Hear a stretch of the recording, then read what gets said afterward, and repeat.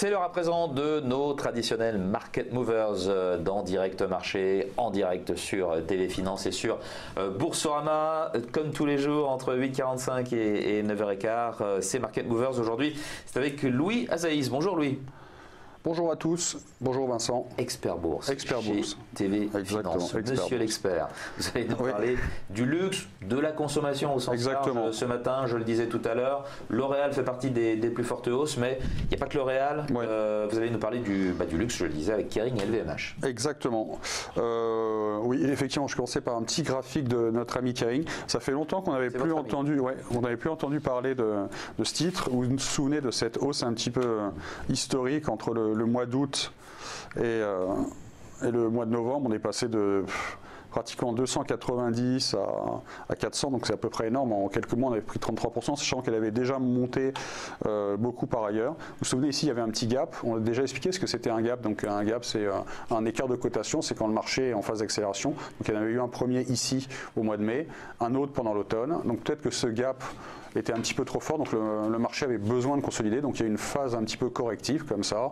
Désolé, je vous fais un petit peu analyse technique, je suis désolé avec le gap. Là on est figure, on appelle ça. Ça va encore. Ouais. Ouais, ça va. Donc là on vient de déclencher une figure de continuation, une sorte de petit penante, moi je dirais, de petit fanion, une sorte de fanion comme sur les bateaux, voilà, une sorte de petit fanion. Et on est sorti par le haut. Un drapeau, c'est un fanion. Exactement. Parce que le drapeau il serait parallèle, alors que le fanion il est un petit peu plus petit. Et donc en gros, juste pour résumer, Kering donne un nouveau signal d'achat. On va voir la même chose sur aussi LVMH. Donc ça c'est le luxe.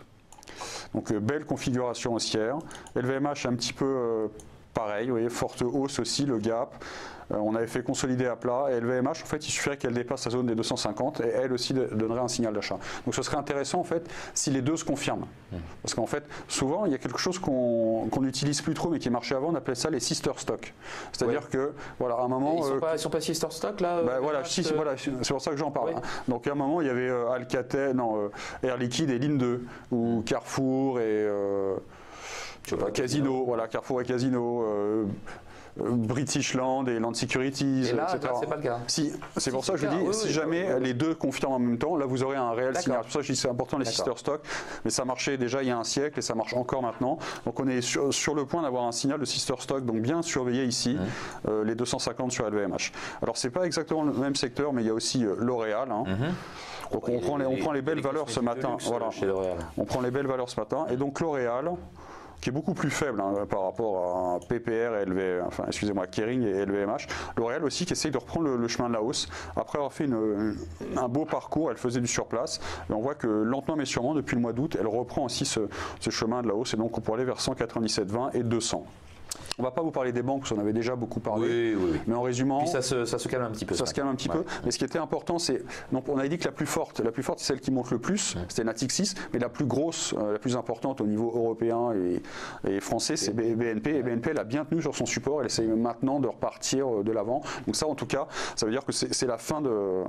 Enfin, il n'y a rien de négatif sur les banques. Tant que BNP va tenir ce niveau majeur, c'est plutôt positif pour le secteur. Les médias, Louis. Voilà, exactement. Les médias. Vivendi. Tiens, Vivendi fait partie des hausses du jour, là, plus 0,4. Ben oui, on est trop fort. Franchement, c'est ça, l'expert.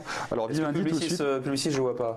Je vais vous la donner tout de suite. Donc, Vivendi, il y avait une belle configuration haussière aussi depuis le mois d'août.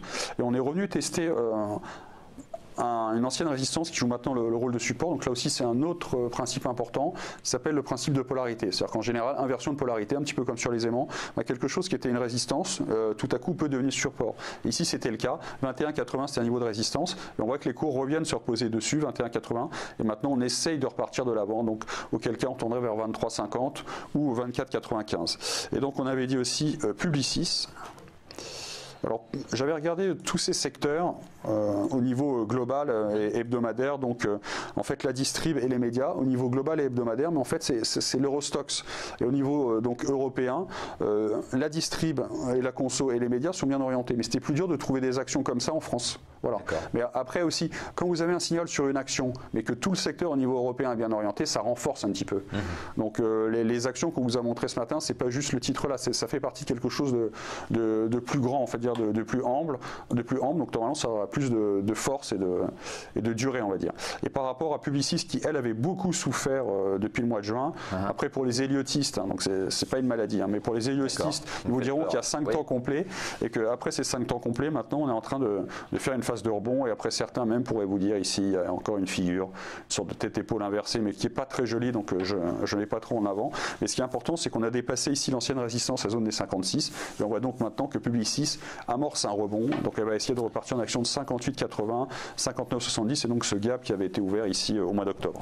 On a un petit peu de temps pour parler de technologique. On ne va pas parler des semis aujourd'hui, on va parler des services informatiques. Atos, Capgemini, qui font partie des baisses du jour. Exactement.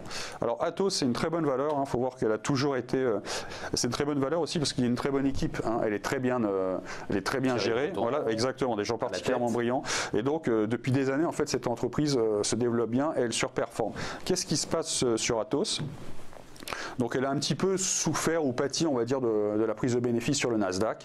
Mais pour l'instant, a priori, c'est bon pour elle. Pourquoi c'est bon pour elle? Parce qu'on n'a pas cassé le niveau clé. Et le niveau clé, en fait, c'était le point bas du mois de juin 2017 sur la zone des 120,40. Donc a priori, plutôt pour les investisseurs de moyen terme ou de long terme et qui pensent toujours que le marché est haussier, on a vu un point bas a priori sur Atos. Et pour eux, ils seront vraiment particulièrement attentifs à cette zone de 120,40 et sinon la zone des 118,20. Donc même si ici, nous à court terme, on a une petite flèche à la baisse, mais c'est pour les traders. Et on voit qu'en fait, justement, les traders, les vendeurs sont en train de perdre un petit peu l'initiative.